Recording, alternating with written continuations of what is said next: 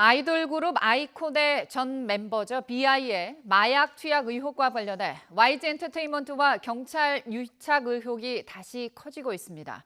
양현석 대표가 모든 직책에서 사퇴하기도 했지만 경찰의 부실 수사 등 논란은 여전합니다.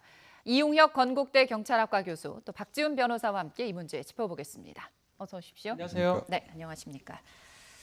요즘 초등학생들이라면 다 아는 노래라고 하더라고요. 사랑을 했다. 이 노래를 부른 이 아이돌 그룹 아이콘의 BI가 과연 마약을 했느냐가 이제 가장 중요한 대목인데, YG 연습생 출신이죠. 같은 소속사였던 한서희 씨, 그리고 YG 엔터테인먼트, 지금 서로 주장이 다 엇갈리고 있어요. 네, 지금 그 말씀처럼 실제로 마약을 했느냐를 밝히는 것부터 가장 중요합니다. 네. 그래야 그것을 무마하기 위해서 양현석 씨가 일정한 외형력을 행사했느냐에 대한 의미도 연결되는 것이기 때문에 말이죠. 예.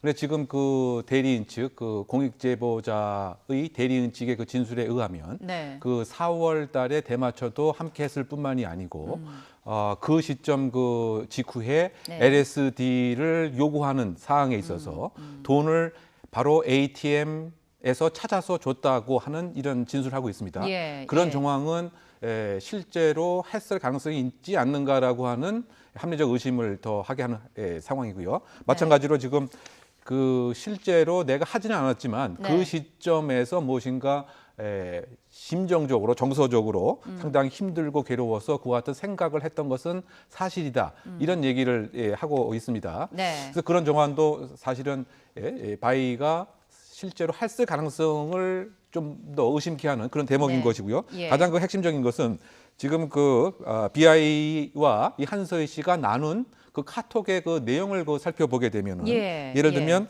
그것을 하게 되면 일정한 환각의 효과가 있지 않느냐. 네. 또 나는 그것을 하고 싶다. 네. 그래서 심지어 대량 구입하게 되면 디스카운트도 혹시 해줄 수 있지 않느냐 이런 예. 얘기까지 한 것으로 알려지고 있습니다. 예. 이런 정황으로 봐서는 실제로 BI가 마약을 했을 가능성이 있지 않느냐를 담보케 하는 내용으로 일단 추정해 볼 수 있는 것이죠. 네, 지금까지 이제 공익 제보자가 밝힌 내용, 또 서로 나눈 카톡 대화 상으로 보면 마약을 하지 않았을까, 구매는 물론이고 마약을 직접 하지 않았을까는 그렇죠. 합리적인 의심이 드는 대목들이 여기저기 보인다는 얘기를 지금 교수님이 해주셨어요. 그런데 이 한서희 씨가 LSD라는 그 마약을 전달했지만 BI가 투약을 했는지 직접 눈으로 본 그렇죠. 거는 아니잖아요. 이런 부분이 문제인 거죠. 네. 2016년 3년이 지금 지난 일입니다. 네. 거기다가 마약 사건 심증으로 수사라든지 재판이라든지 하기가 좀 어렵습니다. 네. 분명히 추정이 가능한 부분이지만 물증이 있어야 돼요. 그렇죠. 마약을 했다면 언제 어디서 어느 정도를 투약했고 무엇을 투약했고 이런 것들이 특정이 돼야 되는데 네. 특정을 지금 할 수 없는 상황이에요. 네. 문자 메시지 갖고 특정했다고 보기는 어렵거든요. 네. 그렇기 때문에 실제로 조사에 임하기에는 조금 부족한 상황이 아닌가. 이보다 좀 더 나아간 증거가 있어야지만이 수사 내지 재판까지 가능할 것으로 보입니다. 네. 그렇다고 이제 특히 이 양현석 대표가 지금 공익 제보자인 한서희 씨에게 일본에 가면 마약 성분을 빼낼 수 있다. 이런 처음 얘기도 들어요. 했다는데. 저도 처음 듣는 얘기인데 네. 그렇다면 이 YG 엔터테인먼트에서는 계속 마약이 문제가 됐기 때문에 이걸 하긴 했다라는 거예요. 간이 네. 키트를 구입해서 2016년 그때도 스스로 검사도 해보고 네. 뭔가 문제가 되면 마약 성분을 일본 가서 뺐다. 아마 그런 거는 이제 마약하는 사람들 사이에 마약 성분이 검출되지 않는 방법, 예컨대 염색을 한다든지 탈모를 한다든지 제모를 한다든지 네. 수액을 만든다든지 그런 것들을 얘기했을 가능성이 있고요. 네. 만약 그런 게 있다면 범죄가 되지는 않겠지만 아주 나쁘거나 아주 중요한 내용 중에 하나가 되지 않을까 생각이 듭니다. 하나만 더 궁금한 게 마약 이제 지금 카톡상으로 보면 마약을 사고 싶다라는 의사를 밝혔잖아요. 네. 이 마약 구매 의사를 밝힌 것만으로도 처벌이 될 수 있나요? 원래 그게 입증만 된다면 구매 의사 요구 이것도 처벌할 가능성은 있습니다. 그렇지만 이거는 지금 한서희 씨 주장이기도 하고요. 예. 사실은 실제로 구매가 됐는지 투약이 됐는지 확인할 수 없기 때문에 지금 단계에서는 처벌이 불가능합니다. 그러니까 그 부분과 관련돼서 소위 말해서 그 마약 구매의 매매와 관련돼서 네. 미수범을 처벌할 수 있느냐 네. 이 부분이거든요. 예. 근데 마약구 관리법에 의하면 미수범을 처벌할 수 있도록 되어 있습니다. 근데 그래요? 미수라고 하는 것은 뭐냐면 실행액의 착수가 있어야 되기 때문에 돈을 만약에 보낸 것이 증거가 있다고 한다면 이렇게 내가 사겠다. 그래서 돈을 보냈다. 네. 그것이 입증이 되면은 처벌도 이제 가능한 것이죠. 예. 따라서 지금 그 주장하는 바와 같이 그 LSD를 이제 전달했다고 하는 그 시점에서 만약에 그 앞에 있는 그 현금 인출기에서 돈을 뺀 증거가 만약에 있다. 그리고 진술하고 있는 액수와 일치된다. 네. 그리고 그것을 마약 구매를 하려고 하는 착수로 본다고 한다면 예. 사실은 처벌의 가능성도 있는 것인데 네. 그 부분에 대해서는 아직 수사가 이루어져 있지 않기 때문에 좀 지켜봐야 할 대목이 아닌가 생각됩니다. 어쨌건 결정적으로 3년 정도 지난 사건이라서 이게 수사하는 상황에서 상당한 어려움이 있을 거예요. 근데 일단 보면 이 비아이의 마약 투약 의혹을 처음 제기한 이 한서희 씨. 본인이 직접 비아이에게 내가 마약을 구해줬다 이렇게 밝혔는데 문제는 나중에 경찰 조사에서 입장을 그 진술을 번복했어요. 근데 이 과정에서 한서희 씨 얘기는 왜 입장을 바꿨냐 그러니까 YG 엔터테인먼트의 양현석 대표가 개입을 해서 회유와 협박을 했다라는 취지로 얘기를 했거든요. 이것도 굉장히 중요한 포인트 같아요. 그렇죠. 사실 이제 그 부분이 이제 핵심 사항인 것 같습니다. 예. 즉 바꿔 얘기하면은 실제로 양현석 씨가 일정한 유형력을 행사를 해서 유형력의 방법은 두 가지가 있을 것 같습니다. 즉 겁을 줘서 네. 또는 경찰에게 일정한 손을 써놔서 이 두 가지 사항인 것 같은데요. 네. 지금 이제 겁을 줬다고 하는 부분이 아까 조금 말씀을 나눈 바와 같이 우리 그 YG에 있어서는 상당 부분 사전에 점검을 하고 또 일정한 양성 반응이 나오게 되면 일본에 가서 소위 말해서 수액 등을 통해서 이것을 없앨 수 있다.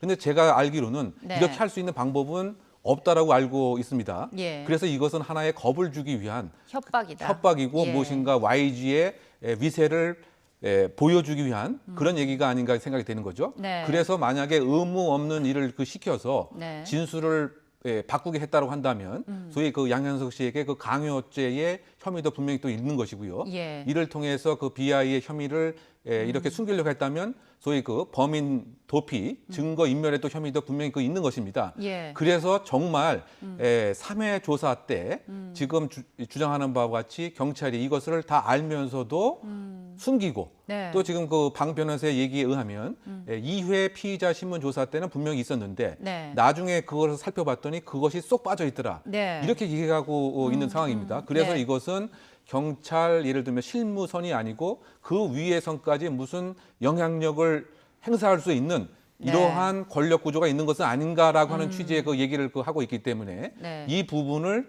지금 경찰이 네. 그 16명으로 구성된 특별수사반에 의해서 어떻게 밝힐지 네. 이것이 가장 이번 사건의 포인트가 아닌가 생각됩니다. 네, 말씀하신 것처럼 한서희 씨 3차에서 네. 진술을 바꿨다고 했지만 뭐 경찰은 2차에서 비아이의 마약 전달을 부인했다.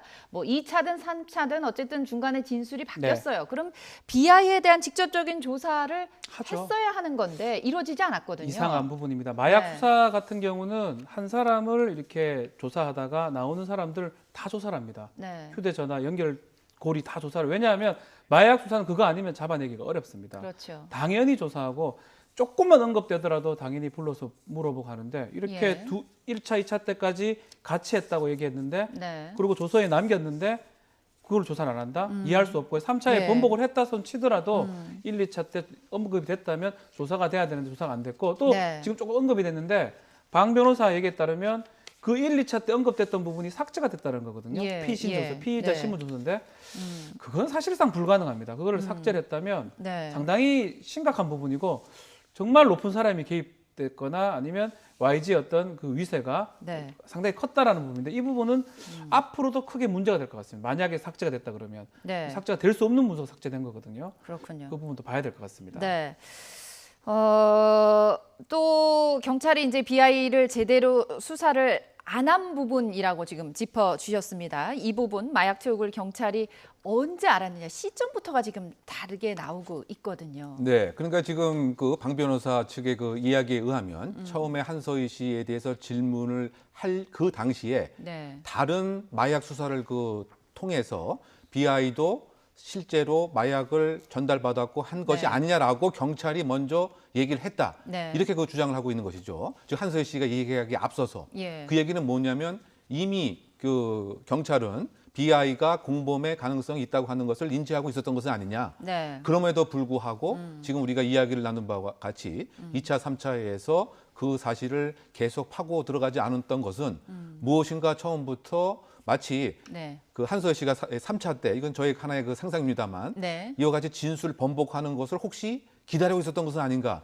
이런 또 궁금증도 그 자아내게 되는 대목이고요. 네. 그리고 실무에서는 사실상 이와 같이 의심만 있게 되면 마약 수사 그 관련돼서는 그야말로 그 고구마 줄기를 따라가는 수사라고 그 이럴 네. 정도로 그야말로 이를테면 소변 검사라든가 또는 모발 검사라든가 네. 임의적으로 요구하는 것이 그 보통인데 네. 아예 소환조차 하지 않고 전혀 조사를 하지 않았다는 것은 수사의 ABC적 측면에서 기초적 측면에서도 보면 네. 그 무엇인가 조금 이상한 것은 분명 그 합니다. 네. 그 어쨌든 간에 지금 처음부터 지금 BI라고 하는 이름을 경찰에서 알고 있었다고 지금 방 변호사는 주장하고 있는 상황입니다. 네, 어쨌든 마약을 전달했다는 내용의 조서가 사라졌다고 지금 아까 말씀하신 것처럼 방 변호사 측에서 얘기를 하고 있는데 네. 경찰을 기재하지 않은 거예요.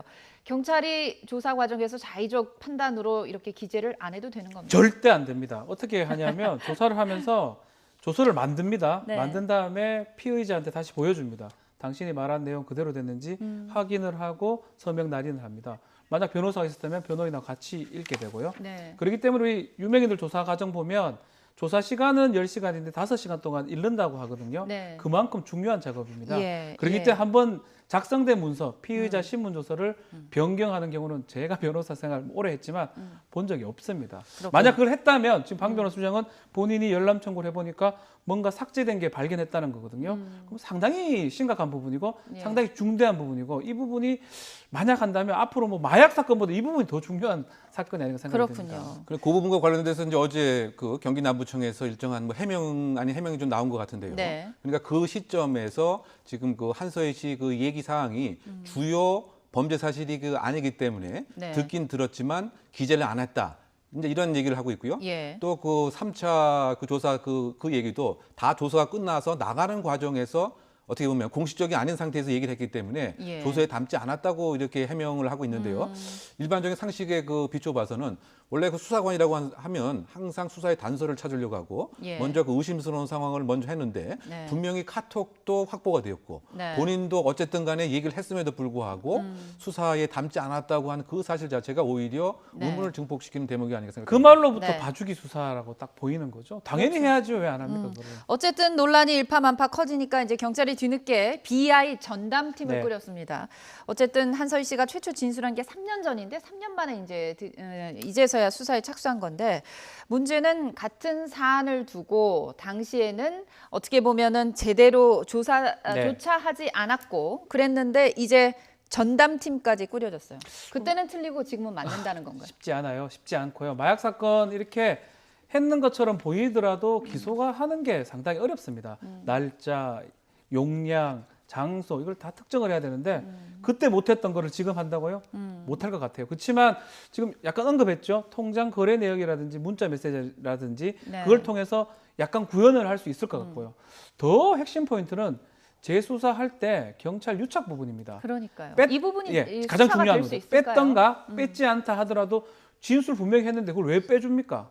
경찰이 그걸 줬습니까? 착한 사람입니까? 안 그렇습니다. 하나라도 밝혀내려고 하는 사람들인데 네. 그렇기 때문에 그 부분을 재수사할 때 조금 효율적으로 봐야 되지 않을까 생각이 듭니다.